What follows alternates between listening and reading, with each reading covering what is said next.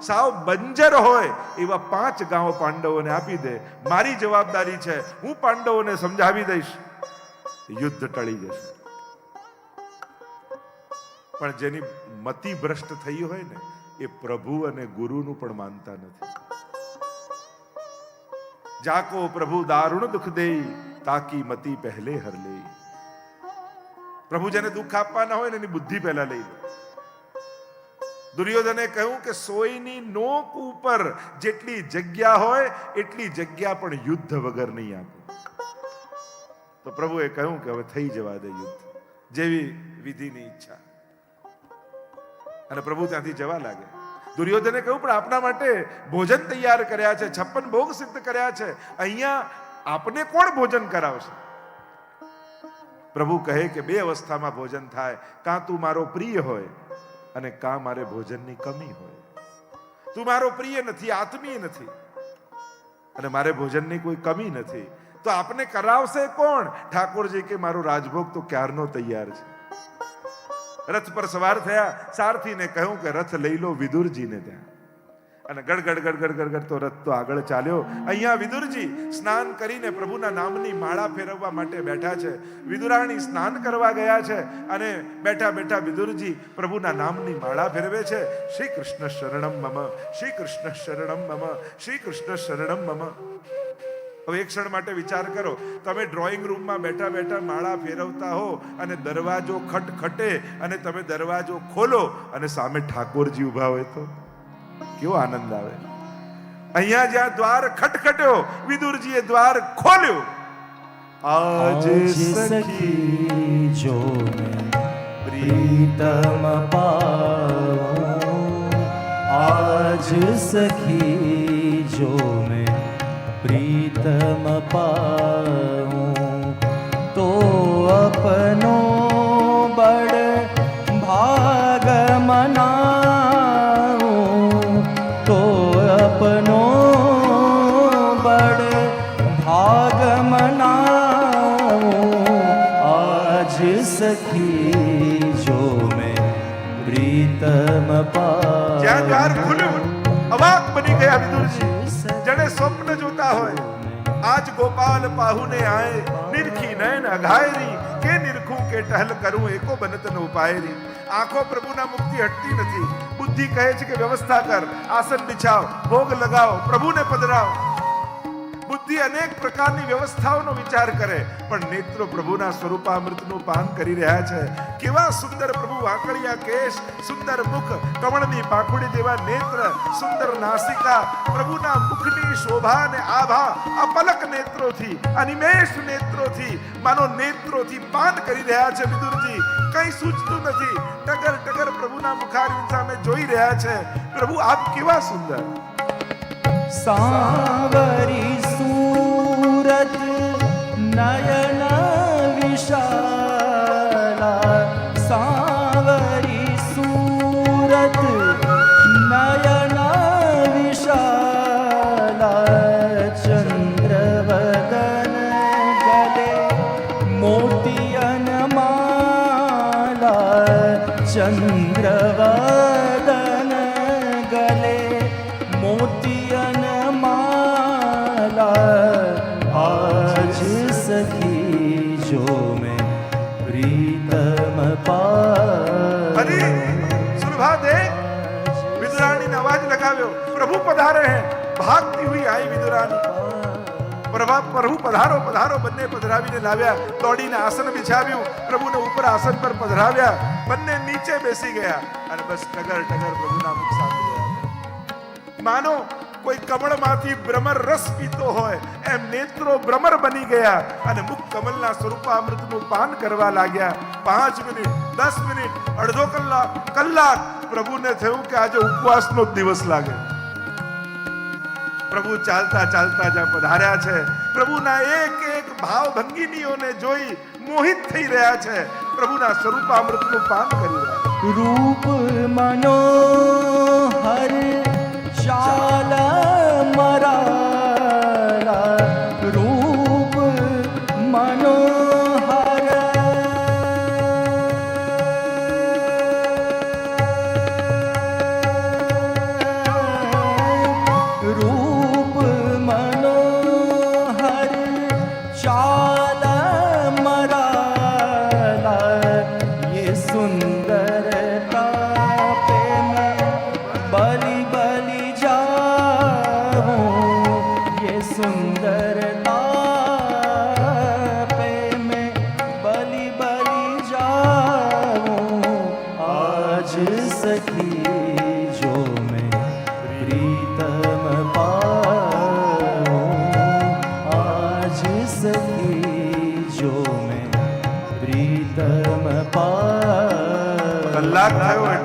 થયું કે હવે કહેવું જ પડશે, કાકાજી બહુ ભૂખ લાગી છે, ઘરમાં ભોજન છે?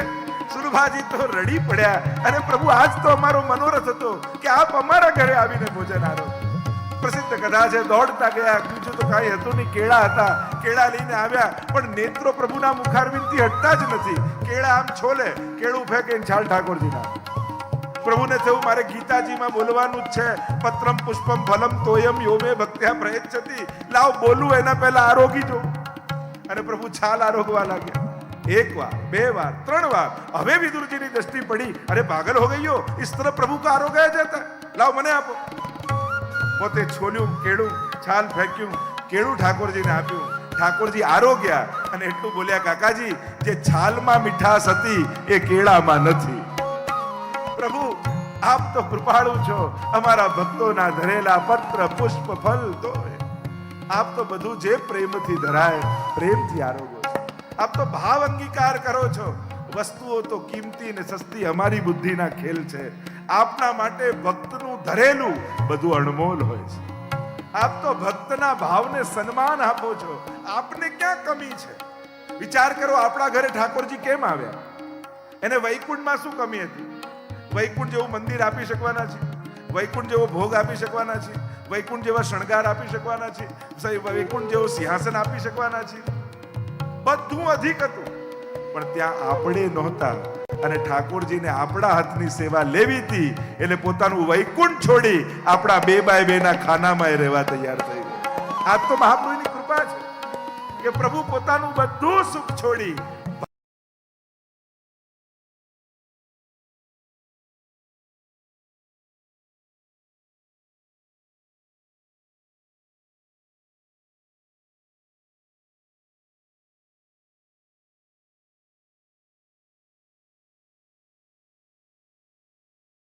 ગમતો નથી.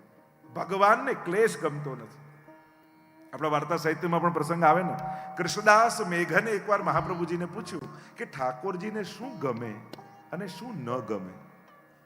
ત્યારે મહાપ્રભુજીએ કહ્યું કે અમારા ઠાકોરજીને માખણ બહુ પ્રિય છે અને અમારા ઠાકોરજીને વૈષ્ણવ બહુ પ્રિય છે. તો શું નથી ગમતું? તો કે ઠાકોરજીને ધુમાડો નથી ગમતો અને અમારા ઠાકોરજીને ક્લેશ નથી ગમતો. એટલે જે ઘરમાં પ્રભુ બિરાજતા હોય ત્યાં ક્યારેય ક્લેશ ન થવો જોઈએ. પ્રભુને ક્લેશ નથી ગમતો અને પ્રભુના નામે તો ક્યારેય ન થવું જોઈએ. અહીંયા વિદુરજીને થયું કે મારે લડતા જોવા નથી. નક્કી કર્યું અને યાત્રા કરવા માટે નીકળી ગયા. બધા જ નિયમોને પાળતા પાળતા વિદુરજી અને વિદુરાણી યાત્રા કરી રહ્યા છે. દાન, વ્રત, જપ, જે નિયમો હોય, આપણે ત્યાં દરેક તીર્થમાં જુદા દાન છે, વ્રત, જપ, જે પ્રકાર હોય, એ બધા જ નિયમોને પાળતા પાળતા વિદુરજી યાત્રા કરી રહ્યા છે. અને એટલા માટે જ્યારે પણ યાત્રાના સ્થળોમાં જાઓ ત્યારે યાત્રિક બનીને જજો, કેવલ વિઝિટર બનીને ન જતા. જો ફરવા માટેની ઘણી બધી જગ્યાઓ છે, પણ એ ફરવાની બુદ્ધિથી તીર્થમાં જશો ને તો ક્યાંક તીર્થનો માહોલ પણ આપણે બગાડીને આવીએ છીએ. તીર્થો પાપના ક્ષય માટે છે, પુણ્યની પ્રાપ્તિ માટે છે, ભગવાનની ભક્તિ માટે છે, ભગવત દર્શન માટે છે. એ ફરવાની જગ્યાઓ નથી. કારણ કે જ્યારે કેવલ ફરવાની બુદ્ધિથી આપણે તીર્થોમાં જઈએ છીએ ને ત્યારે ત્યાંનો માહોલ ક્યાંક ફરવાની બુદ્ધિવાળા લોકો થોડો બગાડીને આવતા. એટલે થોડોક વિવેક રાખવાની જરૂર છે. એ સ્થાન કોનું છે, શેના માટે હું આવ્યો છું, એની વિવેક રાખીને જવું. અને જ્યારે તીર્થોમાં જઈએ, કારણ કે જેટલું તીર્થોને માનનારા તીર્થો બગાડીને આવે છે એટલા નહીં માનનારા નથી બગાડતા. યમુનાજીનું પૂજન કરવા જઈએ ને, કંકુ, અક્ષત બધું પધરાઈને જે કાગળ કે પ્લાસ્ટિકની થેલી હોય એ પણ યમુનાજીમાં. એટલા માટે વિવેક રાખો. કમથી કમ નક્કી કરવું કે જ્યારે પણ તીર્થમાં જઈશ ત્યારે કોઈ પ્લાસ્ટિકનો ઉપયોગ નહીં કરો. નાના નિયમો. જો એમ તો ડે ટુ ડે ની લાઈફમાં કદાચ તમે એનાથી મુક્ત ન થઈ શકો, પણ એક નિયમ તો એવો કરાય ને કે જ્યારે પણ તીર્થમાં જઈશ ત્યારે આવા પ્લાસ્ટિક જે હાનિકારક છે ઠાકોરજી તો નથી કરાવતા કેન્સલ. અને એટલા માટે થોડો વિવેક રાખો. જ્યારે પણ તીર્થોમાં જઈએ તીર્થ બુદ્ધિથી જવું. આ ભગવાનનું ધામ છે એ રીતે જવું. તીર્થમાં વાસ કરીએ ત્યારે તીર્થમાં વાસ કઈ રીતે કરાય, ત્યાં ખાન પાન આચાર વિચાર વ્યવહાર આ બધાનો વિવેક રાખો.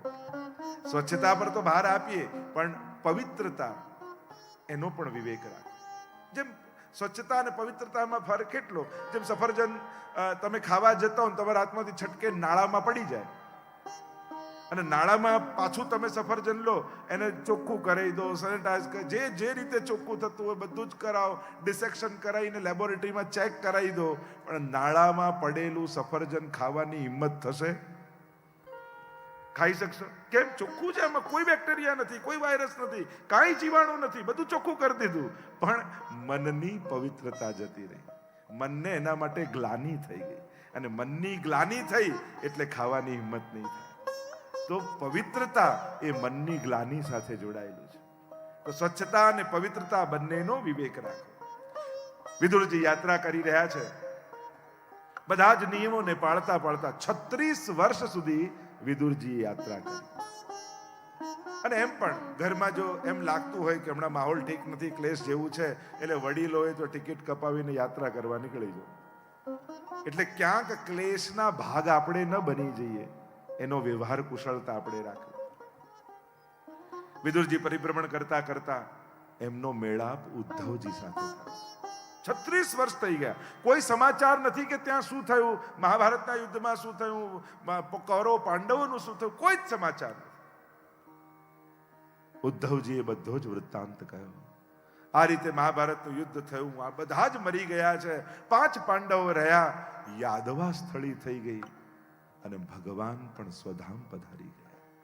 અને જ્યારે આ વાત સાંભળી વિદુરજીએ મન ખિન્ન બની ગયું, વ્યથિત થઈ ગયા. અરે પ્રભુ સ્વધામ પધારી ગયા ને પ્રભુના દર્શન એવું ન કરી શકે. વિદુરજી આપ તો કેવા ભાગ્યશાળી છો. લોકો અંત સમયમાં ભગવાનના દર્શન કરે, ભગવાનને યાદ કરે, પણ ભગવાન એમના અંત સમયમાં તમને યાદ કરતા. અને મને કહ્યું છે કે જો વિદુરજી મળે તો એમને કહેજો કે મૈત્રેય મુનિને જઈને મળે, એમના માટે મેં સંદેશો રાખ્યો છે. ઉદ્ધવજીને સાથે સત્સંગ કરી, ભગવદ લીલાઓના ચિંતન કરી અને આવ્યા છે વિદુરજી મૈત્રેય મુનિને મળવા માટે. મૈત્રેય મુનિએ જ્યાં વિદુરજીને જોયા, બોલ્યા આવો ધર્મરાજ, આવો યમરાજ. ચોંકી ગયા વિદુરજી. મૈત્રેય મુનિ કહેવા લાગ્યા કે હું આપને ઓળખું છું, આપ સાક્ષાત યમરાજનો અવતાર છો. માંડવ્ય મુનિના શ્રાપને કારણે આપને દાસીપુત્ર રૂપે જન્મ લેવો પડ્યો છે. સુંદર પ્રશ્નોત્તરી થઈ છે.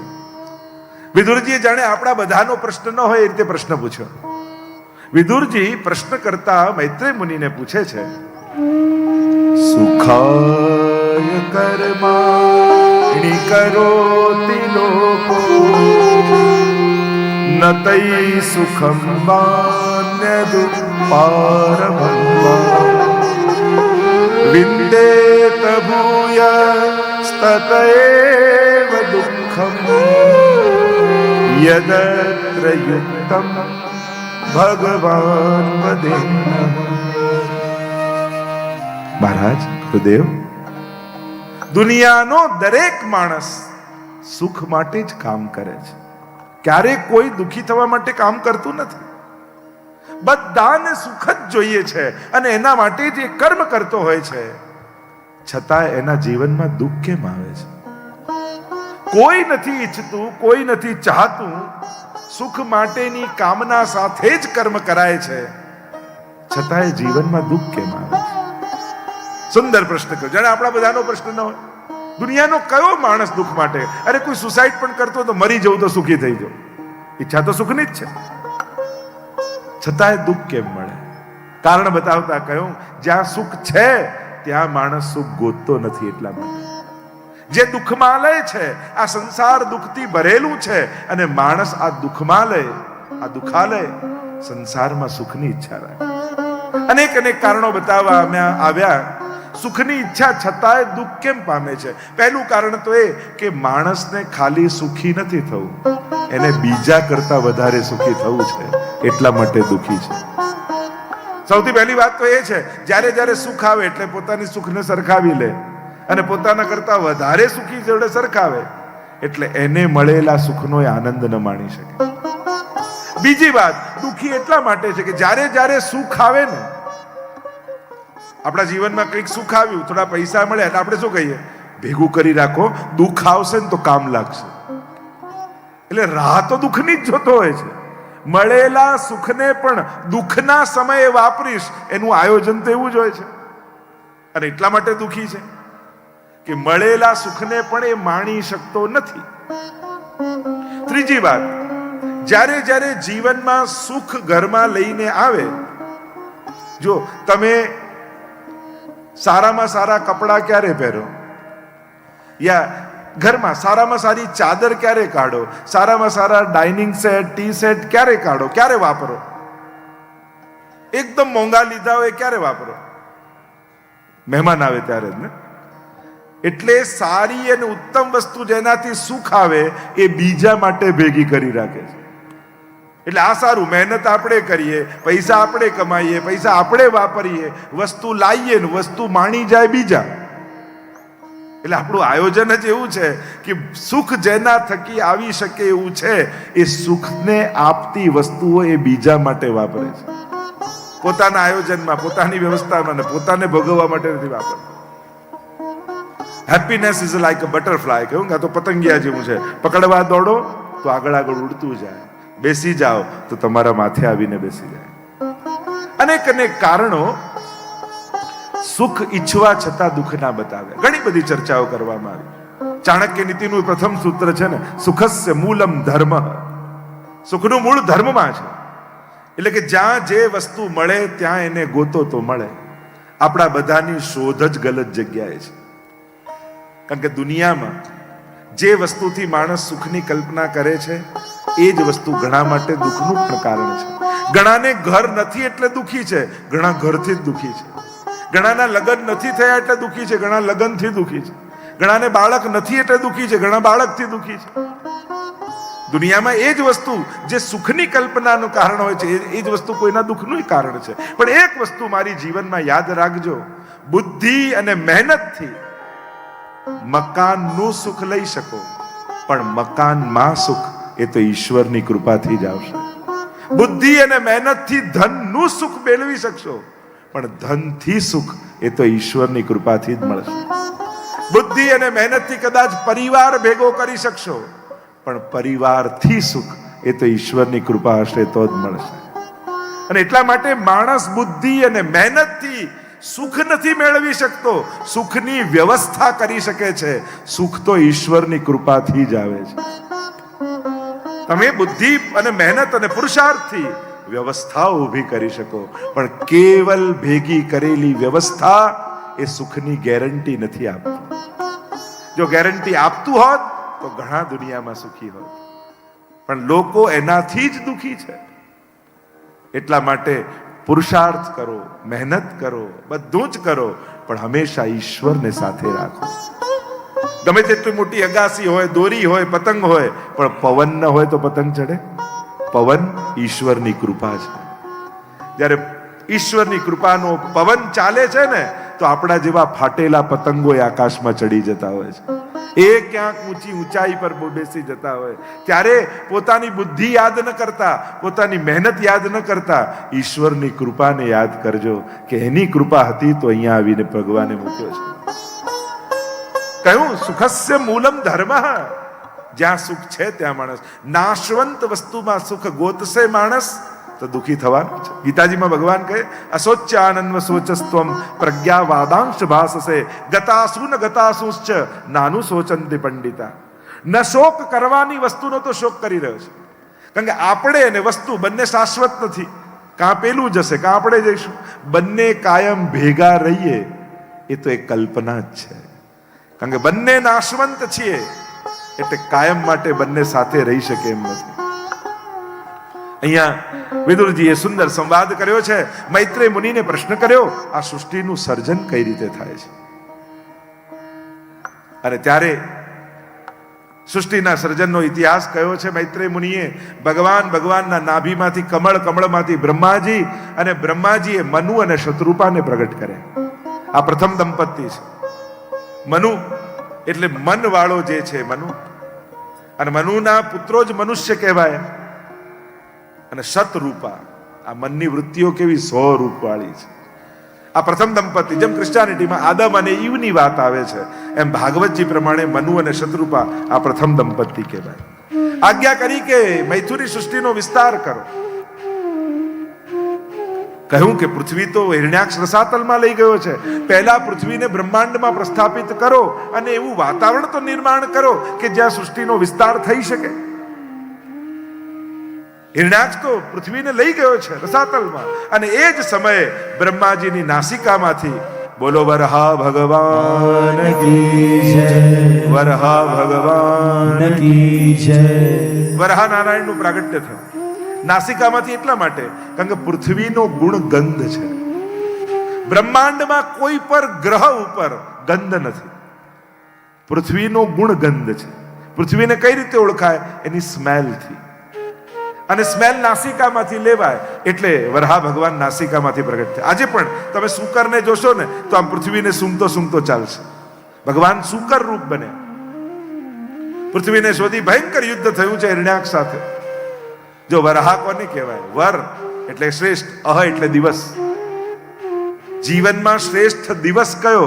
જે દિવસે ભગવાન આપણા જીવનમાં પ્રવેશે એ જ જીવનનો શ્રેષ્ઠ દિવસ છે. મિલે ગોપાલ સોહી દિન નીકો. હિરણ્યાક્ષ જેની આંખ ધન તરફ છે, અક્ષ એટલે આંખ અને હિરણ્ય એટલે સુવર્ણ, જેની આંખ કેવલ ધન સુવર્ણને જુએ છે, હિરણ્યાક્ષ છે. ભયંકર યુદ્ધ થયું છે. હિરણ્યાક્ષનો વધ કર્યો. પૃથ્વીને પોતાની દાઢમાં ફસાવીને ભગવાન બહાર પધાર્યા છે. બ્રહ્માંડમાં પ્રસ્થાપિત કરી છે. ઋતુઓ અને અનુકૂળ વાતાવરણ સર્જાયું છે. અને વરહા ભગવાન બહાર પધાર્યા ત્યારે આજે પણ શુકર ક્ષેત્ર છે બ્રજમાં, અને ત્યાં સરોવરમાં જઈને સ્નાન કર્યું. આખા કાળા થઈ ગયા ભગવાન. અને ત્યાં જઈને જ્યારે સ્નાન કર્યું અને શ્વેત બન્યા, શ્વેત બનીને બહાર આવ્યા, એ દિવસથી શ્વેત વારાહ કલ્પનો પ્રારંભ થયો. જો બ્રાહ્મણો પર સંકલ્પ કરાવતા હોય ને તો આમ બોલે શ્વેત વારાહ કલ્પે. હમણાં શ્વેત વારાહ કલ્પ ચાલી રહ્યો છે. ભાગવતમાં ભગવાનની જે લીલાઓ છે એ સારસ્વત કલ્પની લીલાઓ છે. એની તો ચર્ચા આપણે આગળ કરીશું. અને આમ પૃથ્વી અનુકૂળ વાતાવરણ ગોઠવાયું. આજ્ઞા કરી કે હવે વિસ્તાર કરો. 3 પુત્રી થઈને 2 પુત્ર થયા. આકોતી, દેવહૂતિ, પ્રસૂતિ, ઉત્તાનપાદ અને પ્રિયવ્રત, આ 2 પુત્ર થયા. દેવહૂતિના વિવાહ કરદમજી સાથે તય થયા. એવો સંકલ્પ કર્યો હતો કે મારે પુત્ર થશે પછી હું સંન્યાસ ગ્રહણ કરી લઈશ. વિવાહ થયા, ધ્યાનમાં બિરાજી ગયા, સમાધિમાં બિરાજી ગયા. દેવહૂતિએ ખૂબ સેવા કરી, પોતાનું શરીર ઓગાળી દીધું. ત્યારે જોયું, અરે મારી પાછળ મારી પત્નીએ મારું શરીર ઓગાળી દીધું. એટલે જ હું કહેતો હતો, ઘણી વાર પુરુષની સફળતામાં ઘરના કેટલા સ્ત્રીઓના હાથ હોય છે, પણ ક્યારે અનુકૂળ પાત્રો જે આપણા માટે જીવન ઘસી નાખે છે એમનો આભાર આપણે ક્યારે માનતા નથી હોતા. જીવનમાં આપણી પ્રગતિમાં જેનો જેનો પણ સાથ હોય, જેને યાદ અપાયા એને તો આભાર કહીએ છીએ, એને તો થેન્ક યુ કહીએ છીએ, પણ આપણા જીવનમાં ઘણા એવા લોકો છે જેણે ક્યારે આપણને યાદે નથી અપાયું કે તમારી સફળતામાં મારો હાથ છે. એ તો વ્યક્તિએ યાદ રાખવાનું. એવા મૂક લોકો, એ આપણી માતા હોય, પત્ની હોય, બહેન હોય, સ્વજન હોય, બંધુ, કેટલા એવા લોકોના સાથ હોય છે કે જેણે આપણી સફળતામાં મૂંગા મોઢે આપણને સફળતામાં સાથ આપ્યા હોય છે. ખરાબ વ્યક્તિ મળે તો તુરંત ઓળખી જઈએ આપણે અને કહી દઈએ. સારા વ્યક્તિઓને જીવનભર ઓળખી શકતા નથી હોતા, અને ક્યારે એમની એ સારાઈનો, એમની એ સહાયતાનો આપણે આભાર પણ નથી માનતા. દેવહૂતિએ પોતાનું શરીર ઓગાળી દીધું. વિશ્રંભેણ આત્મ શૌચેન, કઈ રીતે સેવા કરી એનું આખું વિધાન બતાવ્યું. કરદમજીએ જોયું, કહ્યું મારી પાછળ પોતાનું શરીર સૂકવી દીધું. કહ્યું કે જાઓ સરોવરમાં સ્નાન કરીને આવો. અને જ્યાં ડૂબકી લગાવી, સર્વાંગ સુંદરી થઈ ગયા. વિમાન તૈયાર કર્યું છે, વિહાર કર્યો, નવકન્યા થઈ અને 10મા પુત્ર રૂપે બોલો કપિલ નારાયણ ભગવાન કી જય. કપિલ નારાયણ ભગવાન કી જય. કપિલ ભગવાનનું પ્રાગટ્ય થયું. સાંખ્યમ સંખ્યાત્મકત વાચ્યમ કપિલાદિવિરુચ્યતે. સાંખ્ય શાસ્ત્રના ઉપદેશક છે આ કપિલ ભગવાન, જેણે સાંખ્ય શાસ્ત્ર આપ્યું. અદ્ભુત છે સાંખ્ય શાસ્ત્ર. 2 પ્રકારનું છે, શેશ્વર અને નિરીશ્વર. સંખ્યાઓની ગણના પ્રમાણે પ્રકૃતિ અને પુરુષના ભેદ કરી અને આત્મોદ્ધાર સાધવાનો પ્રકાર એમાં છે. માએ જોયું મારા પર કૃપા કરવા માટે ભગવાનનો આ અવતાર થયો છે અને મારા પર કૃપા કરવા માટે પ્રભુ પધાર્યા છે. આવ્યા માતા ભગવાન પાસે. જો આ એ સ્થાન છે ઉત્તર ગુજરાતનું સિદ્ધપુર, જ્યાં કપિલ કરદમજીએ એવું તપ કર્યું કે ભગવાનની આંખમાંથી અશ્રુ પડ્યા અને અશ્રુ પડ્યા એટલે ત્યાં બિંદુ સરોવરનું નિર્માણ થયું. બોલો શ્રી વલ્લભાધીશ કી જય, ગોવર્ધન નાથ કી જય, ભાગવત ભગવાન કી જય. मेरो तो आधार है श्री वल्लभ के चरणारविंद, मेरो तो आधार है श्री वल्लभ के चरणारविंद, श्री वल्लभ के चरणारविंद, विठ्ठल के चरणारविंद, श्री वल्लभ के चरणारविंद, विठ्ठल के चरणारविंद. मेरो तो आधार है श्री वल्लभ के चरणारविंद, मेरो तो आधार है श्री वल्लभ के चरणारविंद, वल्लभ के चरणारविंद, विठ्ठल के चरणारविंद. बोलो कृष्ण कन्हैया लाल की जय, गोवर्धन नाथ की जय. પૂજ્ય શ્રી આપ શ્રી બિરાજમાન થયા અને નિત્ય આપની કથા આપણી કથામાં આપના આશીર્વાદ પ્રદાન કરવા નિત્ય બિરાજમાન થાય છે. આપણા બધાના આનંદનો વિષય છે અને પરમ દિવસે આપના વચનામૃતનો પણ આપણે લાભ લઈશું એવી વિનંતી મનોનિધિ પરિવાર થકી આપશ્રીને કરીએ, જેથી સુંદર રીતે આપણે એ વચનામૃતનો પણ આનંદ લઈ શકીએ. જે કથાનું દર્શન કરી રહ્યા હતા, તૃતીય સ્કંદનું દર્શન ચાલી રહ્યું હતું અને કપિલ ભગવાનના પ્રાગટ્યની કથાનું દર્શન આપણે કરી રહ્યા હતા. કપિલ ભગવાન એ આ એ સ્થાન છે જ્યાં કહી રહ્યો હતો કરદમજીના નેત્રોમાંથી અશ્રુબિંદુ પડ્યા અને એ બિંદુ સરોવરનું નિર્માણ થયું. ભગવાન બિરાજેલા છે. માતા દેવહૂતિજી આવ્યા ભગવાન પાસે અને સુંદર પ્રશ્નો કર્યા છે. અને પ્રશ્ન કરતા પહેલો પ્રશ્ન કર્યો, સાધુના લક્ષણ કેવા? સાધુ કોણ હોય, કેવો હોય? અને એના દર્શન બતાવતા, સાધુના લક્ષણ બતાવતા કપિલ ભગવાન બોલ્યા, તિતિક્ષવઃ કારુણિકા સુરદ સર્વદેહિના અજાત શત્રવઃ શાંતઃ સાધઃ સાધુ ભૂષણા. સાધુ કેવો હોય, વૈષ્ણવ કેવો હોય? તુજ સંગે કોઈ વૈષ્ણવ થાય તો તું વૈષ્ણવ સાચો, તારા સંગનો રંગ ન લાગે ત્યાં લગી તું કાચો. વૈષ્ણવતાના લક્ષણ કે વૈષ્ણવ નથી થયો તું રે સિદ્ધ ગુમાનમાં ઘૂમે રે, હરિજન નથી થયો તું રે સિદ્ધ ગુમાનમાં ઘૂમે રે. ધરમભાઈ તો કેટલું કહે ને, તિતિક્ષવ પહેલું લક્ષણ આપ્યું. જો આપણે ત્યાં તો વૈષ્ણવ ગોકુલનાથજી આદિના આચાર્યોના વચનામૃતમાં આવે છે 20 અને 9 એમ 29 લક્ષણ જેનામાં હોય ને એને વૈષ્ણવ કહેવાય. અનેક અનેક વ્યાખ્યાઓ વૈષ્ણવની આપી. વૈષ્ણવમાં પહેલો વ એ વલ્લભનો વ, છેલ્લો વ એ વિઠ્ઠલનો વ, વચ્ચેનો સ્ન એટલે કૃષ્ણનો સ્ન, એટલે કે જેના હૃદયમાં વલ્લભ, વિઠ્ઠલ અને કૃષ્ણ આ એક રૂપે બિરાજે છે એ જ વૈષ્ણવ છે. અનેક અનેક વ્યાખ્યાઓ વૈષ્ણવની કરી છે. પ્રસિદ્ધ વૈષ્ણવ જન તો તેને કહીએ, જે હવે લોકો જુદી રીતે ગાય છે. હવે લોકો એમ ગાય, વૈષ્ણવ જન તો તેને કહીએ જે ભીડમાં ધક્કા મારે રે, બે ચાર ના ભલે પગ કચરે તોય દર્શન એ કરી જાણે રે. આપણા નરસિંહ મહેતા વૈષ્ણવ જન તો તેને રે કહીએ જે પીર પરાઈ જાણે રે, પર દુખે ઉપકાર કરે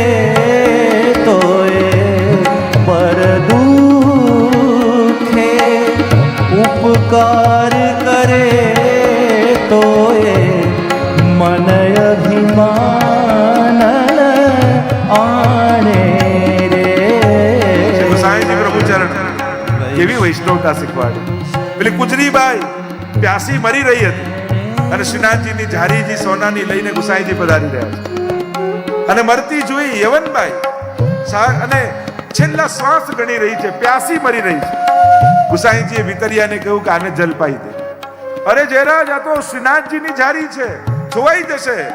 કહ્યું કે હમણે મને મારા શ્રીનાથજી આની ભીતર દેખાઈ રહ્યા છે અને આને જો પીવડાઈશ તો શ્રીનાથજીને પ્યાસ આપમેળે બુઝાઈ જશે. અને એને જલ પીવડાવી.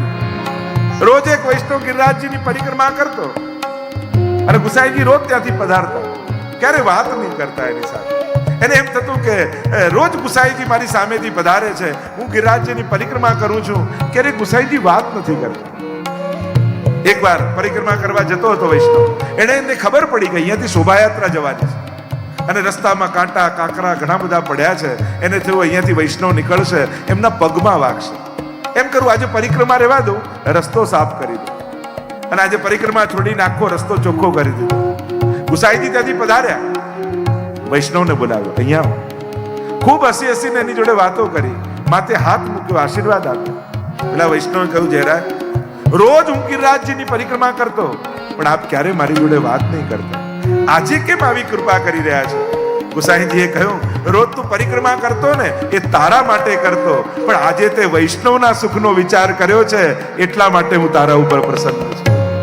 આ વૈષ્ણવતા શ્રી મહાપ્રભુજીને ગુસાઈજીએ આપણને શીખવાડી છે. આ તિતિક્ષવ, જે સહન કરે, જે સહાય કરે, જે સાધના કરે, જે સરળ હોય સાધુ, કારુણિક, જેના હૃદયમાં કરુણા હોય, અજાત શત્રુવ, જેનો કોઈ શત્રુ ન હોય. અનેક અનેક લક્ષણો બતાવ્યા છે વૈષ્ણવતાના, સાધુતાના, અને એ લક્ષણોને ગણાવતા સાધુના લક્ષણો બતાવ્યા છે. સુરદસ સર્વદેહીના, બધા જ માટે જેને સંભાવ હોય, અને સકલ તીરથ તેના તનમાં. આપણે ત્યાં તો વૈષ્ણવ માટેનો કેવો અહોભાવ શીખવાડ્યો છે. આગળ પ્રશ્ન કર્યો, ભક્તિનું શું સ્વરૂપ છે? 4 પ્રકારની ભક્તિ અને ભક્તોની ચર્ચા કરી. તામસ, રાજસ, સાત્વિક, નિર્ગુણ. જે વેર ભાવે ભગવાનને ભજે છે તામસ ભક્તો છે. કંસ, રાવણ, એમને પણ ભક્ત કયા છે, કારણ કે પ્રભુમાં એને મન જોડ્યું છે, ભલે વેર ભાવે.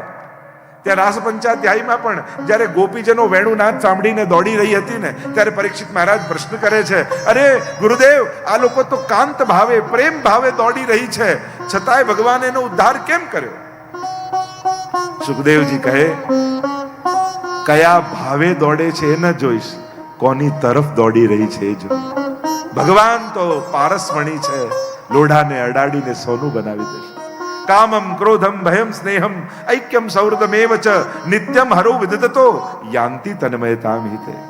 કોઈ પણ ભાવે ભગવાન સાથે જોડાઓ, ભગવાન તો ઉદ્ધાર જ કરે છે. કામમ ક્રોધમ, કંસ ક્રોધથી જોડાયો, શિશુપાલ ક્રોધથી જોડાયો. ભયમ, કંસને ભય લાગ્યો. શિશુપાલે 100 અપશબ્દો ભગવાનને બોલ્યા અને ભગવાનને એમ થયું, તે મને 100 વાર યાદ કર્યો, લાવ તારો ઉદ્ધાર કરી દો. કંસને ભય લાગ્યો, અને એવો ભય લાગ્યો, કૃષ્ણ આવશે, કૃષ્ણ આવશે. દ્વારપાલમાં, સિપાહીમાં, પત્નીમાં, બધે કૃષ્ણ દેખાય. પ્રભુ કહે, તને તો સર્વાત્મ ભાવ થઈ ગયો, બધે હું દેખાઉં છું, લાવ તારો ઉદ્ધાર કરી. આ જ પ્રભુના ચરિત્રની અદ્ભુતતા છે. અસાધનમ સાધનમ કરોતિ તિ અદ્ભુતમ. અસાધનને પણ સાધન બનાવીને કૃપા કરે ને, એ જ પ્રભુની અદ્ભુતતા છે. અજાણે અધર્મી નાહી ગયો, તોય માએ કર્યો ઉદ્ધાર. અજાણતા પણ કોઈ એમને સ્નાન કરવાની બુદ્ધિથી યમુનાજીમાં ડૂબકી લગાવે ને, તોય યમુનાજી એના ઉપર કૃપા કરી. આ અદ્ભુતતા છે. તામસ ભક્ત. બીજું કહું, રાજસ ભક્ત, જે કોઈને કોઈ લૌકિક કામનાથી ભગવાનને ભજે છે. પ્રભુ પાસે જાય તો છે, ભગવાન પાસે જાય છે, પણ ભગવાન માટે નહીં, ભગવાન પાસે લેવા માટે. ભગવાન નથી જોઈતા, ભગવાનથી જોઈએ છે. આ રાજસ ભક્ત. ભગવાન તો એને પણ ભક્ત કહે છે. આર્તો, જિજ્ઞાસુ, અર્થાર્થી, જ્ઞાની ચ ભરતર્ષભ. ગીતાજીમાં પણ કહ્યું ભગવાને, ચતુર્વિધા ભજન્તે મામ જના સુકૃતિનો અર્જુન. 4 ભક્તો મને ભજે છે, આર્તો, જિજ્ઞાસુ, અર્થાર્થી ને જ્ઞાન. અહીંયા રાજસ ભક્ત, કે લૌકિક કામનાથી જે ભગવાનને ભજે છે. ત્રીજું કહ્યું સાત્વિક ભક્ત, અને એ છે મુક્તિની ઈચ્છાથી ભગવાનને ભજવું. જન્મ મરણના ચક્કરથી છૂટી જાઉં અને મુક્ત થઈ જાઉં. આ મુક્તિની કામનાથી જે ભગવાનને ભજે એ છે સાત્વિક ભક્ત. અને ચોથું નિર્ગુણી ભક્તિ. તમે એને નિર્ગુણી ભક્તિ કહો, ભાગવતી ભક્તિ કહો કે પુષ્ટિ ભક્તિ કહો, આ બધા સમાનાર્થી શબ્દો છે. અને નિર્ગુણ ભક્તિ છે પ્રભુના સુખ માટે પ્રભુને ભજવા. હું શું કરું કે મારા ઠાકોરજીને આનંદ થાય, આ પુષ્ટિ ભક્તિ છે, આ વૈષ્ણવી ભક્તિ છે. સાધારણ વ્યક્તિ મંદિરે જાય ને ત્યારે વિચાર કરતો કરતો જાય આજે ભગવાન પાસે શું માંગીશ, અને વૈષ્ણવ હવેલીએ જાય ને ત્યારે વિચાર કરતો કરતો જાય આજે ઠાકોરજીને શું આપીશ. સુખની કામનાથી જાય એ મર્યાદા, અને સુખ આપવા જાય એ પુષ્ટિ. વૈષ્ણવ તો સતત વિચાર કરે કે હું શું કરું કે મારા પ્રભુ પ્રસન્ન થાય. આખી વૈષ્ણવી જીવનને એક વાક્યમાં કહેવું હોય તો એટલું કહી શકાય, પ્રભુની પ્રસન્નતા એમાં જ વૈષ્ણવનું સુખ. કારણ કે વૈષ્ણવ ઠાકોરજી પાસે સુખ માંગતો નથી, પણ ઠાકોરજીને જ સુખ માને છે. અને જે ભગવાનને જ સુખ માની લે ને એનું સુખ કોઈ હરી ન શકે. જે સુખ માંગે એનું સુખ જાય, જે સુખ માની લે એનું સુખ શાશ્વત બની જાય. કારણ કે શાશ્વત જે છે એને તમારા જીવનનું સુખ માનો છો તો તમારા સુખનો ક્યારે અંત નહીં આવે. અને નાશવંત વસ્તુને સુખ માનશો તો એનો અંત નિશ્ચિત છે. અમારા 84,252 વૈષ્ણવોએ સુખ માંગ્યું નથી, પ્રભુને જ સુખ માન્યા છે. જ્યારે જ્યારે પ્રભુ મળ્યા અને પ્રભુએ માંગવાનું કહ્યું ને તો પ્રભુ પાસે પ્રભુનું જ સુખ માંગ્યું છે. આ સાત્વિક, આ નિર્ગુણી ભક્તિ. પ્રસંગમાં પણ આવે છે ને, પેલા પરીક્ષા કરી ભગવાને કે મારા પેટમાં દુખી રહ્યું છે, કોઈ ભક્તોની ચરણ રજ લઈને આવો. અને નારદજી બધા પાસે ગયા અને બધા કે અમારા ચરણની રજ આપીએ તો અમને નરકમાં જગ્યા ન મળે, જો અમારા ચરણની રજ ભગવાન લે. ગોપીઓ પાસે મોકલ્યા, કહ્યું ટોપલા ભરી ભરીને લઈ જાઓ, ભલે નરકમાં જગ્યા અમને ન મળે પણ પ્રભુનું દર્દ જતું હોય તો અમે નરકમાં જવા તૈયાર છીએ. આ નિર્ગુણી ભક્તિ છે કે જેમાં ગજ્જન ધાવનની વાર્તા આવે છે ને, ઠાકોરજી એને ઘોડો કરે, હાથી બનાવે, એની પીઠ ઉપર બેસી જાય અને ઘોડાની જેમ એને ચલાવે. 84 વૈષ્ણવમાં ગજ્જનની વાર્તા છે ને. આ નવનીત પ્રિયાજી જે નાથદ્વારામાં બિરાજે છે એ ગજ્જન ધાવનના માથે બિરાજે. કેવી આસક્તિ પરસ્પર. અને ઘોડો બનાવીને ચલાવે, એના ઘૂંટણ છોલાઈ જાય, લોહીની ધારાઓ વહેવા લાગે. કોઈએ કહ્યું તમે ઠાકોરજીને કહી દો ને કે આ રીતે તમારા શરીર છોલાઈ જાય છે. ત્યારે ગજ્જને કહ્યું ચંદનનું લાકડું જેમ ઘસાય ને એમાંથી ચંદનની સુગંધ નીકળે, એમ વૈષ્ણવનો દેહ સેવામાં ઘસાય ત્યારે જ વૈષ્ણવતાની સુગંધ એમાંથી પ્રગટ થતી હોય છે. આ તો પ્રભુ કૃપા કરે છે કે આ નશ્વર દેહને શાશ્વત એવા શ્રીજી આ નશ્વર દેહનો ઉપયોગ કરીને આનંદ માણી રહ્યા છે. આનાથી મોટી વૈષ્ણવ દેહની સાર્થકતા બીજી શું હોઈ શકે કે જે દેહ થકી પ્રભુને આનંદ પહોંચાડી શકાય. એ જ તો આ દેહની સાર્થકતા છે.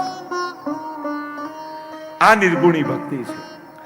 4 પ્રકારની ભક્તિનું કર્યું અને સુંદર સત્સંગ થયો છે. કપિલ ભગવાનના સંગથી દેવહૂતિજીનો ઉદ્ધાર થયો અને કપિલ ભગવાન પૂર્વ દિશા તરફ પ્રયાણ કર્યા. તૃતીય સ્કંદને વિરામ આપીએ. બોલો ગોવર્ધન નાથ કી જય, ભાગવત ભગવાન કી જય. ચતુર્થ સ્કંદ વિસર્ગ લીલા 31 અધ્યાય. મહાપ્રભુજી પ્રકરણ વિભાગ બતાવે છે. ચતુર્થ સ્કંદના 4 પ્રકરણ બતાવ્યા: ધર્મ પ્રકરણ, અર્થ પ્રકરણ, કામ પ્રકરણ અને મોક્ષ પ્રકરણ. જેને આપણે ચતુર્વિધ પુરુષાર્થ કહીએ છીએ ને, ધર્મ, અર્થ, કામ અને મોક્ષ, જેને દરેકે જીવનમાં સિદ્ધ કરવાના છે. પહેલું પ્રકરણ છે ધર્મ પ્રકરણ. દુનિયામાં દરેક માણસને ધર્મની આકાંક્ષા અને આવશ્યકતા છે. કોઈ ભગવાનમાં માનતો હોય, ન માનતો હોય, આસ્તિક હોય, નાસ્તિક હોય, પાપી હોય, દુરાચારી હોય, પણ ધર્મની ઈચ્છા તો બધા જ રાખે છે. બધા આગળ ક્રોધ કરતો હોય, કોણ એવું છે કે મારી સામે કોઈ ક્રોધ કરે? ક્રોધી વ્યક્તિને પણ સામે તો શાંતિ જ જોઈએ છે. બધાને છેતરતો હોય, કોણ એમ એવું છે કે મને કોઈ છેતરે? સામે તો એની ઈમાનદારી જ જોઈએ છે. 4 ચોર પણ ચોરી કરીને આવે ને તો શું કહે? ચલો ઈમાનદારીથી 4 ભાગ કરી લો. આયા છે ચોરી કરીને, ઈચ્છે છે તો ઈમાનદારી જ ને. દુનિયાના કોઈ પણ માણસને અધર્મ જોઈતો નથી. બધાને પોતાના માટે તો ધર્મ જ જોઈએ છે. ધર્મની જ આકાંક્ષા છે. ભલે ધર્મ માને કે ન માને, ધર્મનું આચરણ કરે ન કરે, ઈચ્છા તો ધર્મની જ છે. ધર્મ એ કલાક બચે છે એ કરવાની એક્ટિવિટીનું નામ ધર્મ નથી. ધર્મ એ લાઈફની ડિમાન્ડ છે, આપણા આત્માની માંગ છે. આપણે બધા જ ધર્મ ઈચ્છીએ છીએ, પણ હા, પ્રકૃતિના પ્રભાવને કારણે ધર્મનું આચરણ ન કરી શકીએ એ જુદી વાત છે. બાકી એક નાનકડા બાળકને પણ ઊભો કરીને પૂછો ને કે શું કરાય ને શું ન કરાય, તો એ સાચા જવાબ આપશે. ધર્મ અને અધર્મ કોણ નથી જાણતું? અહીંયા જેટલા બેઠા છો, જો હું પ્રશ્ન કરું, તમે હા કે નામાં જવાબ આપજો. માણસે ચોરી કરવી જોઈએ, હા કે ના? હા તો ના જોરથી તો બોલો. ક્રોધ કરવો જોઈએ, દયા રાખવી જોઈએ. જો બધાને બધી ખબર છે ને તોય થાય છે? કોને ખબર નથી? શું કરાય શું ન કરાય કોણ જાણતું નથી? દુર્યોધને એ જ કહ્યું ને મહાભારતમાં, જાનામિ ધર્મમ નચમે પ્રવૃત્તિ, જાનામિ અધર્મમ નચમે નિવૃત્તિ. ધર્મ શું છે હું જાણું છું, છતાં આચરણ કરી શકતો નથી. અધર્મ શું છે હું જાણું છું, છતાં એને છોડી શકતો નથી. કારણ પ્રકૃતિને વશ આપણે છે. એટલે જ આપણે ત્યાં બ્રહ્મ સંબંધ લઈએ છીએ. કારણ કે પ્રકૃતિ આપણને તરવા નહીં દે, ભગવત પ્રાપ્તિ સુધી પહોંચવા નહીં દે. પણ જ્યારે પ્રકૃતિને પરાધીન છીએ તો કેમ ઉગરી શકાય? તો જે પ્રવૃત્તિ અને પ્રકૃતિથી ન થઈ શકે એ કોઈના પ્રભાવથી થઈ શકે. જેમ સૂરજ ઉગે તો એના પ્રભાવથી કેવા કમળો ખીલી જાય. સૂરજ કઈ હાથ લાંબો કરીને એક એક પાંખુડીઓ ખોલે છે? ના, સૂર્યનો પ્રભાવ આવે એટલે કમળ ખીલી જાય. એમ જ બ્રહ્મ સંબંધ એટલે વિધિવત ભગવાનની શરણાગતિ. અને જ્યારે ભગવાનની શરણાગતિ લો છો અને ભગવાનના પ્રભાવમાં આવો છો ને, તો આપમેળે ધર્મના કમળો આપણા હૃદયમાંથી ખીલવા લાગે છે. સદગુણોના કમળો આપમેળે ખીલવા લાગે છે. તો પ્રયાસથી ન તરી શકો તો કોઈના પ્રભાવથી તરી જજો. કોઈ એવું સ્થાન, કોઈ એવો ગુરુ, કોઈ એવો મંત્ર, કોઈ એવું સ્વરૂપ, કોઈ એવું ગ્રંથ, કોઈના પણ એક એવા મહાનતમ તત્વના પ્રભાવમાં જીવન રાખજો, જેથી એ પ્રભાવથી તમારી અંદર ધર્મના કમળો ખીલતા રહે. એ સૂર્ય રૂપ એ પ્રભાવી તત્વ, કોઈ એક એ તત્વ જીવનમાં એનો પ્રભાવ રાખજો. કારણ કે આ પ્રકૃતિ તમને નહીં તરવા દે, પ્રકૃતિ પરવશ બનાવશે ઈચ્છાઓની. પણ જ્યારે સૂર્ય ઉગે ત્યારે દીવો પણ કરીએ ને તો દીવાનો પ્રકાશ ન દેખાય, એ સૂર્યના પ્રકાશમાં ઢંકાઈ જાય. એમ જ પ્રભુનો પ્રભાવ આપણી પ્રકૃતિને શૂન્ય કરી દેશે, પ્રકૃતિને સહજમાં ઓગાળી દેશે.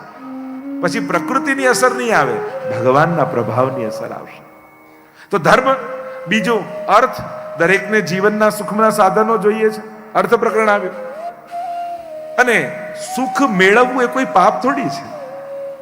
દરેકને સુખના સાધનો જોઈએ છે, અને સુખી થવું એ કોઈ પાપ નથી. સમાજ સુખી થાય એના માટે તો ધર્મ છે.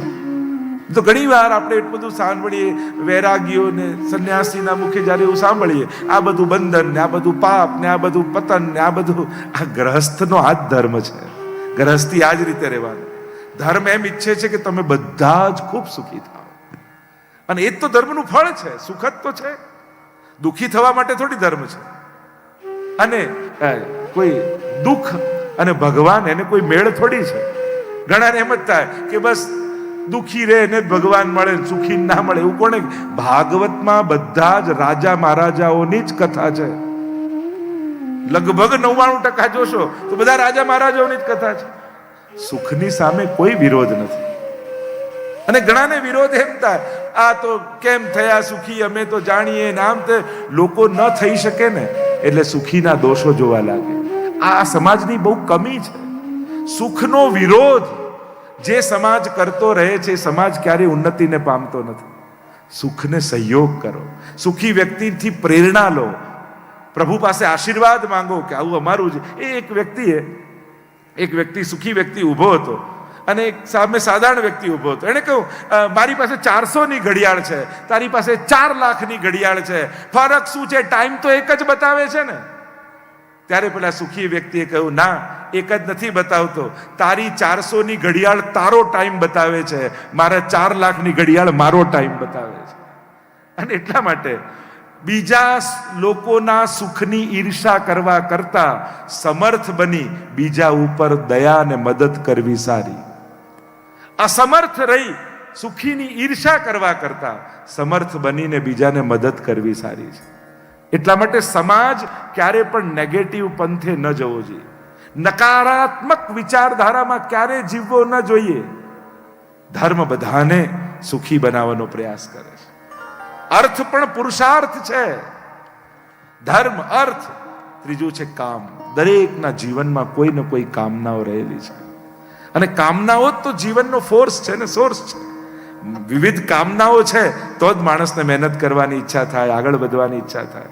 બસ ભાગવત કામ એ કરે છે, કામનાઓમાંથી કાઢી ભાવનાઓમાં જોડવાનું કામ કરે છે. કે કેવલ સ્વ કેન્દ્રિત કામનાઓમાંથી કાઢે છે અને તમારી કામનાઓના કેન્દ્રમાં ભગવાનને મૂકી દે છે. મહાપ્રભુજીના શબ્દોમાં કહું તો વ્યાવૃત્તોપી હરૌ ચિત્તમ. વ્યાવૃત્તિ કરો પણ ચિત્ત હરિમાં રાખો. મારા ઠાકોરજી માટે લૌકિક સિદ્ધિ પામવી એમાં કોઈ કમી નથી, પણ લક્ષ્ય અલૌકિક રાખો, લક્ષ્ય ઉત્તમ રાખો. ખૂબ મારે કમાવું છે અને કમાઈશ ને, આવી હોસ્પિટલ બાંધીશ, આવી સ્કૂલ બાંધીશ, આવું મંદિર બાંધીશ, આવું ભગવત ધામ બાંધીશ. લક્ષ્ય અલૌકિક રાખો તો લૌકિક સિદ્ધિઓ તો સ્વતઃ પ્રાપ્ત થઈ જશે. નહીં તો ઘણી વાર લોકો એમ કહે છે સમાજ સેવા કરવી જોઈએ કે પ્રભુ સેવા કરવી જોઈએ. લોકોની હોશિયારી જુઓ, બંનેને ઓપ્શનમાં બતા. આ બંને ઓપ્શન છે જ નહીં. લોકોની ચતુરાઈ એવી છે, આ ભગવત સેવા કરવા કરતા સમાજ સેવા, પણ આ ઓપ્શન નથી. તમે વડોદરાથી મુંબઈ જવા નીકળો ને તો સુરત તો વચ્ચે આવી જ જાય. સ્પેશિયલ જવું ન પડે. જે પ્રભુની સેવા કરવા નીકળ્યો હોય ને એના હૃદયમાં માનવ માટે કરુણા પ્રગટી જ જાય. એને જુદું કરવાની, જે ભગવાનને પ્રેમ કરે, પ્રકૃતિને પ્રેમ કરે, માનવને પ્રેમ કરે, ગરીબને મદદ કરે, પશુને પ્રેમ કરે, પંખીઓને પ્રેમ કરે, જીવ જંતુઓને પ્રેમ કરે, આ બધા પ્રેમ હૃદયમાં પ્રગટ્યા ન હોય ને તો ભગવાન માટેનો પ્રેમ પ્રગટી જ ન શકે. એટલે ક્યારે પણ એવી એક માન્યતામાં ન રહેતા કે આ બંને ઓપ્શનમાં છે કે કયું ચૂઝ કરું. આ ઓપ્શન છે જ નહીં. આ એક જ રસ્તામાં આવતા જુદા જુદા પડાવો છે.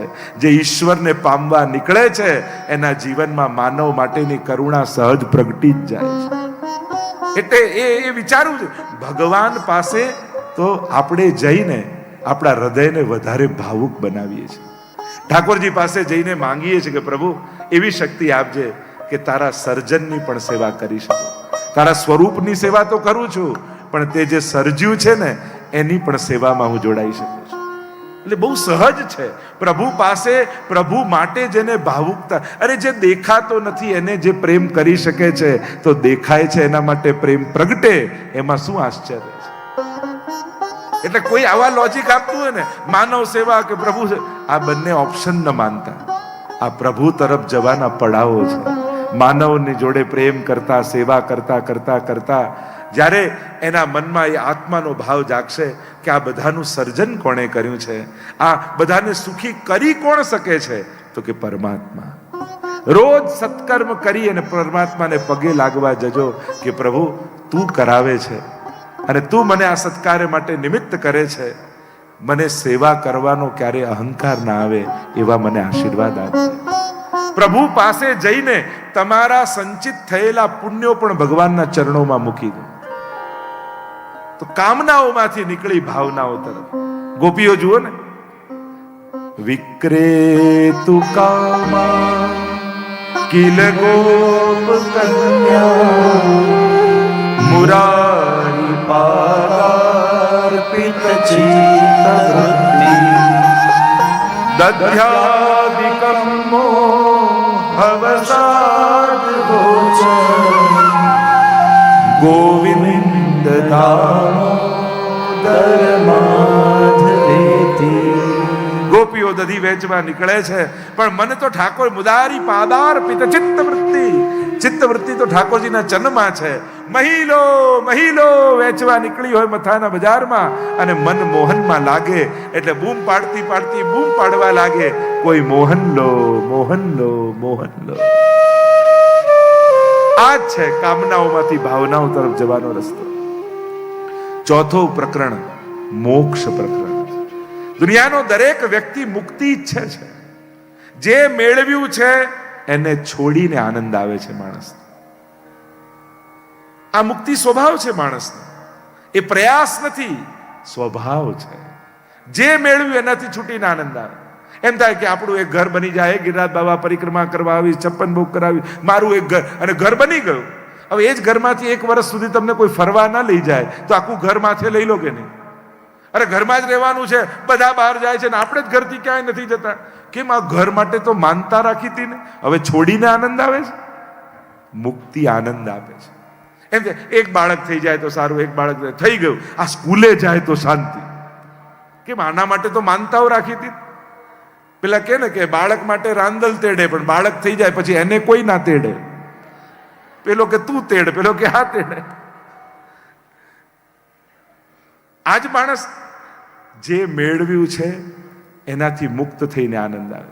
મોટું ઘર બાંધી અને પછી એમ થાય 7 દિવસ નેચરોપેથીમાં જઈ આવીએ. અને લોકો એવી નેચરોપેથીમાં આજકાલ તો જ્યાં લાઇટ ના હોય ને કંઈ પાણી ના હોય ને બધું ઓર્ગેનિક ખેતીમાંથી ફૂડ આવે ને પાછો 7 દિવસ શું રહીને શું કે ફ્રેશ થઈ ગયા. તો આમાં જ થતા હતા તો ઘર બાંધવાની જરૂર શું હતી? પણ મુક્તિ મનુષ્યનો સ્વભાવ છે. જે મેળવ્યું છે ને એમાંથી છૂટીને માણસને આનંદ થાય છે. તો 4 પ્રકરણની ચર્ચા. ધર્મ પ્રકરણમાં દક્ષની કથા આવી. 16 કન્યાઓ, 13 કન્યા ધર્મને પરણાવી અને ત્યાં મનુની કન્યાના વંશમાં બોલો યજ્ઞ નારાયણ ભગવાન કી જય. યજ્ઞ નારાયણ પ્રગટ થયા છે.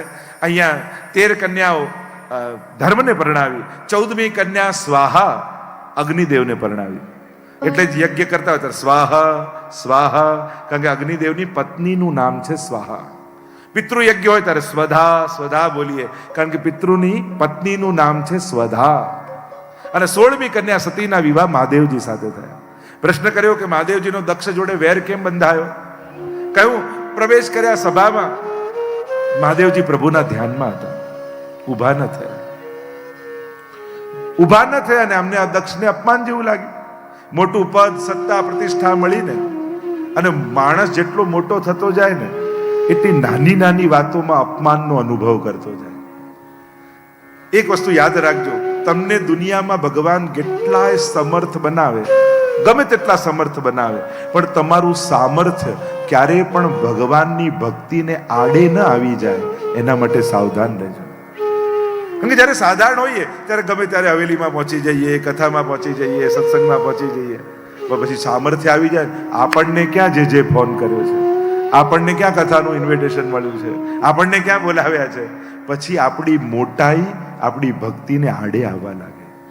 અને ત્યારે મનુષ્ય સાવધાન થઈ જવું કે મારું સામર્થ્ય સમાજને બતાવવા માટે બરાબર છે, પણ મારું સામર્થ્ય ભગવાનને ન બતાવાય.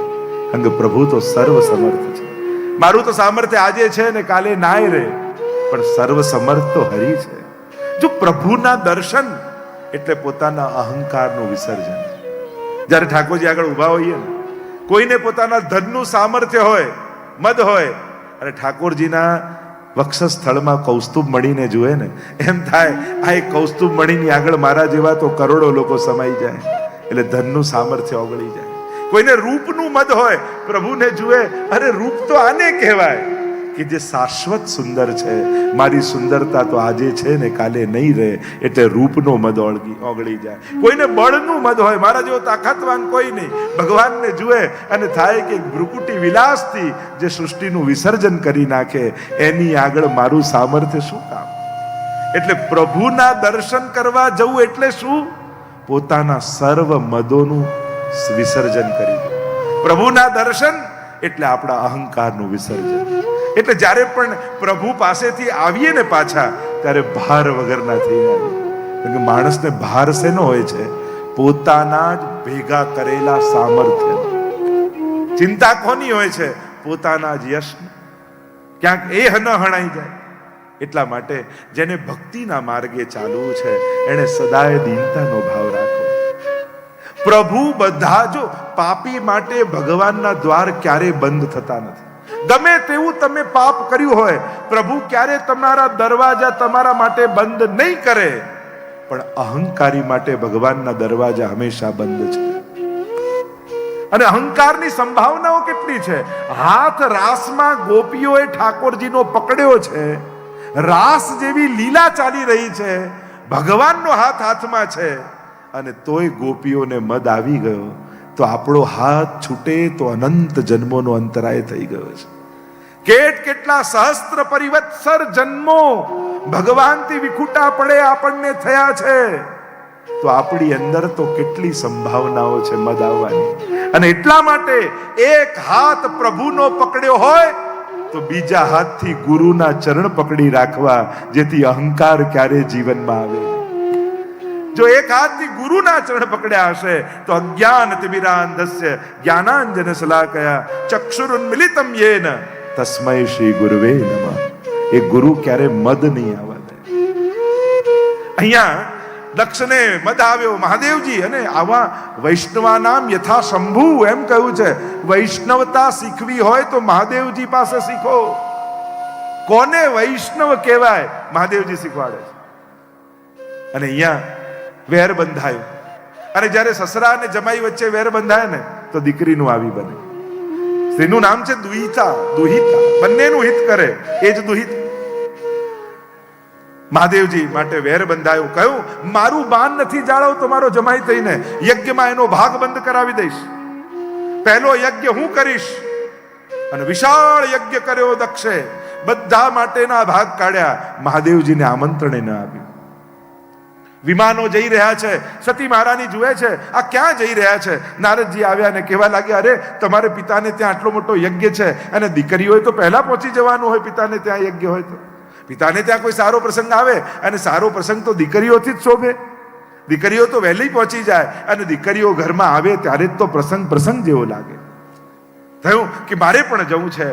મહાદેવજીને કહ્યું, મહાદેવજીએ કહ્યું કે આપણને આમંત્રણ નથી આપ્યું, અને ખોટું ન લગાડતા, મારું અપમાન કરવા માટે જ તમારા પિતા યજ્ઞ કરી રહ્યા છે. આપણને આમંત્રણ સુદ્ધા નથી. કહ્યું કે આટલી જગ્યાએ આમંત્રણ થોડી હોય. પ્રભુને ત્યાં, ગુરુને ત્યાં, સુરતને ત્યાં, પિતાને ત્યાં સમાચાર મળે ને પહોંચી જવાનું. ત્યાં આમંત્રણની રાહ થોડી જોવાય. ન જાઓ તો સારું. માન્યા નથી સતી મહારાણી, હટ પકડી છે, મારે તો જવું જ છે. નંદીને સાથે મોકલ્યા. મનમાં વિચાર કરીને જાય છે, મારા પિતા મને જોશે તો ગળે લગાડી લેશે, મારી માતા મને જોશે તો કેટલી પ્રસન્ન થશે. પણ જ્યાં યજ્ઞમાં પ્રવેશ કરે છે, માતાએ સામે જોયું પણ મોં વાળી દીધું. આઘાત લાગ્યો. મારી માં મારી સામે જોવા તૈયાર નથી. પિતાએ પણ નજર ઊંચી કરીને પાછી ફેરવી લીધી, અને એવો આઘાત લાગ્યો, અરે મારા પિતા મારાથી મોં મરોડે છે. યજ્ઞમાં જોયો તો ક્યાંય મહાદેવજીનો ભાગ નથી. મારા પતિનું આટલું મોટું અપમાન થઈ રહ્યું છે. કેટલું મને મના કરી મહાદેવજી, પણ હું માની નહીં. હટ કરીને આવી. મારા પતિનું અપમાન જ્યાં થઈ રહ્યું છે ત્યાં હું આવી. એટલું આત્મગ્લાની થઈ. અંગૂઠામાંથી અગ્નિ પ્રગટાવ્યો. બળબડ બળબડ બળબડ બળબડ અગ્નિમાં બળવા લાગ્યા સતી મહારાણી. અને જ્યાં બળબડતા જોયા, નંદી ભાગતા ભાગતા મહાદેવજી પાસે ગયા. અરે આ રીતે યોગાગ્નિમાં બળી ગયા છે. મહાદેવજીએ જટા ખોલી, જટામાંથી એક લટ કાઢી, પછાડી વીરભદ્ર પ્રગટ થયો. ગણોને કહ્યું, જાઓ યજ્ઞનો વિધ્વંસ કરી નાખો. મહાદેવજી તાંડવ કરવા લાગ્યા. શૈલ શૃંગ સમ વિશાલ જટાજૂટ ચંદ્રભાલ ગંગાતી તરંગમાલ વિમલ નીર ગાજે લોચન ત્રય લાલ લાલ ચંદન की भोरी भाल कुमकुम सिंदूर गुलाल भ्रुकुटी बरसाजे रुंड की कंठमाल विशद हृदय कुशाल स्फटिक जाल रुद्रमाल हृदयाल राजे बम बम बम डमरू बाजे नाद भेद स्वर समाजे शंकर महाराज आज तांडव नाचे. પર્વતોના શિખરો તરવા લાગ્યા. નદીના વહેણો બદલાઈ ગયા. ચારે બાજુ હાહાકાર થઈ રહ્યો છે. મહાદેવજીના ગણોએ આક્રમણ કર્યું યજ્ઞમાં. સ્વહાવ કરતા હતા. હાથ કાપી નાખ્યા, કોઈના મસ્તક કાપી નાખ્યા. આખા યજ્ઞનો વિધ્વંસ કરી નાખ્યો, અને દક્ષનો પણ શિરચ્છેદ કરી દીધો. આખો યજ્ઞનો વિધ્વંસ. ચારે બાજુ યજ્ઞને વિખેરી નાખ્યો. અને કહેવાય છે કે દક્ષનું મસ્તક પાછું લગાડ્યું અને બકરાનું મસ્તક લગાડ્યું. ભક્તનો વિરોધ કરીને ધર્મ પણ થતો હોય ને તો ભગવાન એ ધર્મને પણ સફળ થવા દેતા નથી. અને એટલા માટે કોઈ પણ ધાર્મિક કાર્ય ક્યારે પ્રતિસ્પર્ધાથી નહીં કરવું, કોઈને દેખાડવા માટે નહીં કરવું, અને કોઈનું અપમાન કરવા માટે નહીં કરવું. કારણ કે જ્યારે કોઈ પણ ધર્મ કાર્ય હીન ભાવનાથી થાય છે ત્યારે ભગવાન એને સફળ થવા દેતા નથી. કોઈ પણ શુભ કાર્ય શુભ હેતુ સાથે થવા જોઈએ, શુભ સંકલ્પ સાથે. ઈરપરા પરિવારને કેવી ભાવ, બધા વૈષ્ણવ લાભ લે, બધા આનંદથી શ્રવણ કરે, બધાને અનુકૂળ થાય વ્યવસ્થા. પહેલેથી આ જ ભાવ, આપણે બધા વૈષ્ણવને લાભ લેવડાવો છે. જ્યારે પણ કથાની વાત થઈ તો એ જ વાત, આપણે તો બધા વૈષ્ણવને લાભ લેવડાવે. જ્યારે જ્યારે અરવિંદભાઈ મળતા, કથાની વાત થાય, એમના મુખે એક જ શબ્દ હોય, બધા વૈષ્ણવ ખૂબ લાભ લે. જ્યારે શુભ સંકલ્પ સાથે આવા શુભ યજ્ઞો થાય, ત્યારે એ શુભ યજ્ઞો બધાને સફળ થતા હોય છે. જેટલા લોકો એ યજ્ઞમાં હાજર હોય, કારણ કે આ પણ જ્ઞાન યજ્ઞ છે, આ પણ ભક્તિ યજ્ઞ છે, એ યજ્ઞ બધાને સફળ થાય. અહીંયા આગળ અર્થ પ્રકરણમાં ધ્રુવ ચરિત્ર આવ્યું. પ્રસિદ્ધ કથા છે. ઉત્તાનપાદ રાજા, બે રાણી છે, સુરુચિ અને સુનીતિ. આધ્યાત્મિક અર્થ કરીએ તો જન્મ લેનારો દરેક બાળક ઉત્તાનપાદ હોય, મસ્તક નીચે ને પગ ઉપર. જન્મ લે એટલે સામે બે નીતિ આવે, બે રસ્તાઓ આવે જીવનના, સુરુચિનો માર્ગ અને સુનીતિનો માર્ગ. ઉપનિષદના શબ્દોમાં કહું તો શ્રેયનો માર્ગ અને પ્રેયનો માર્ગ, યોગનો માર્ગ અને ઉપભોગનો માર્ગ. અનેક અનેક અર્થો કરી શકાય. સુરુચિ માનીતી છે, સુનીતિ અમાનીતી છે. રુચિ હોય ને એને હંમેશા સારું જોઈએ, લેટેસ્ટ શું, નવું શું, ઉત્તમ શું, એટલે સુરુચિનો પુત્ર છે ઉત્તમ. અને નીતિના માર્ગે ચાલતો હોય એ શાશ્વતતાને શોધે. સારું તો બરાબર છે, પણ સાચું શું છે, સાથે શું આવવાનું છે, એ શાશ્વતતાને શોધે. એટલે સુનીતિને પુત્ર છે ધ્રુવ. પ્રસિદ્ધ કથા છે, એકવાર બંને બાળકો ખેલી રહ્યા હતા, રમી રહ્યા હતા, અને રમતા રમતા ઉત્તમ પિતા પાસે આવ્યો, કૂદકો મારીને પિતાના ખોળામાં ચડી ગયો. અને જ્યારે આ દ્રશ્ય ધ્રુવે જોયું, એને થયું કે મારો ભાઈ બેઠો છે તો હું કેમ ન બેસું. એ પણ ચાલતો ચાલતો આવ્યો, અને જ્યાં પિતાના ખોળામાં બેસવા જ જાય, ત્યાં દોડતી સુરુચિ આવી, હાથ પકડ્યો ધ્રુવનો અને ફેંક્યો એને દૂર. પિતાના ખોળામાં બેસવું છે, જા પહેલા વનમાં જા, તપ કર, ભગવાનને પ્રસન્ન કર, અને ભગવાન વરદાન માંગવાનું કહે ને ત્યારે માંગજે કે મારી કુખે તું જન્મ લે તો જ તું પિતાના ખોળામાં બેસી. અને જ્યારે આવી વાત કરી ત્યારે બહુ જ મનમાં લાગી આવ્યું ધ્રુવજીને. રડતા રડતા પોતાની માં સુનીતિ પાસે આવ્યા, સમગ્ર વૃત્તાંત કહ્યું કે આવું બન્યું. આ તો સુનીતિ માં છે. એટલે જ વિચારકો કહે કે જે સમાજમાં આદર્શ માતાઓ હશે ત્યાં મહાપુરુષોની ક્યારે કમી નહીં આવે. શ્રેષ્ઠ માતાઓ જે સમાજમાં હશે ને ત્યાં મહાપુરુષોનું યોગદાન એ સમાજને કરતી જ રહેશે. કારણ કે બાળકનો પહેલો ગુરુ માં હોય છે, અને માની અસર આજ સુધીના જેટલા મહાત્માઓ થયા અને પોતાની બાયોગ્રાફી લખી, આત્મકથા લખી, એ બધાએ પોતાની માતાને અવશ્ય યાદ કરી છે. રાધે કૃષ્ણ ગોવિંદ ગોપાલ રાધે માધવા, રાધે કૃષ્ણ ગોવિંદ ગોપાલ રાધે માધવા, રાધે કૃષ્ણ ગોવિંદ ગોપાલ રાધે માધવા, રાધે કૃષ્ણ ગોવિંદ ગોપાલ રાધે માધવા, ગોવિંદ રાધે માધવા, ગોવિંદ રાધે માધવા, ગોવિંદ રાધે માધવા, ગોપાલ રાધે માધવા, ગોપાલ રાધે માધવા, ગોપાલ રાધે માધવા, રાધે કૃષ્ણ ગોવિંદ ગોપાલ રાધે માધવા, રાધે કૃષ્ણ ગોવિંદ ગોપાલ રાધે માધવા, રાધે કૃષ્ણ ગોવિંદ ગોપાલ રાધે માધવા, રાધે કૃષ્ણ ગોવિંદ ગોપાલ રાધે માધવા, ગોવિંદ રાધે માધવા, ગોવિંદ રાધે માધવા, ગોવિંદ રાધે માધવા, ગોવિંદ રાધે માધવા, ગોપાલ રાધે માધવા, ગોપાલ રાધે માધવા, ગોપાલ રાધે માધવા, ગોપાલ રાધે માધવા, રાધે કૃષ્ણ ગોવિંદ ગોપાલ રાધે માધવા, રાધે કૃષ્ણ ગોવિંદ ગોપાલ રાધે માધવા, રાધે કૃષ્ણ ગોવિંદ ગોપાલ રાધે માધવા, રાધે કૃષ્ણ ગોવિંદ ગોપાલ રાધે માધવા, ગોવિંદ રાધે માધવા, ગોવિંદ રાધે માધવા, ગોવિંદ રાધે માધવા, ગોવિંદ રાધે માધવા, ગોપાલ રાધે માધવા, ગોપાલ રાધે માધવા, ગોપાલ રાધે માધવા, ગોપાલ રાધે માધવા, રાધે કૃષ્ણ ગોવિંદ ગોપાલ રાધે માધવા, राधे कृष्ण गोविंद गोपाल राधे माधवा राधे कृष्ण गोविंद गोपाल राधे माधवा राधे कृष्ण गोविंद गोपाल राधे माधवा राधे कृष्ण गोविंद गोपाल राधे माधवा राधे कृष्ण गोविंद गोपाल राधे माधवा राधे कृष्ण गोविंद गोपाल राधे माधवा राधे कृष्ण गोविंद गोपाल राधे माधवा राधे कृष्ण गोविंद गोपाल राधे माधवा राधे कृष्ण गोविंद गोपाल राधे माधवा राधे कृष्ण गोविंद गोपाल राधे माधवा राधे कृष्ण गोविंद गोपाल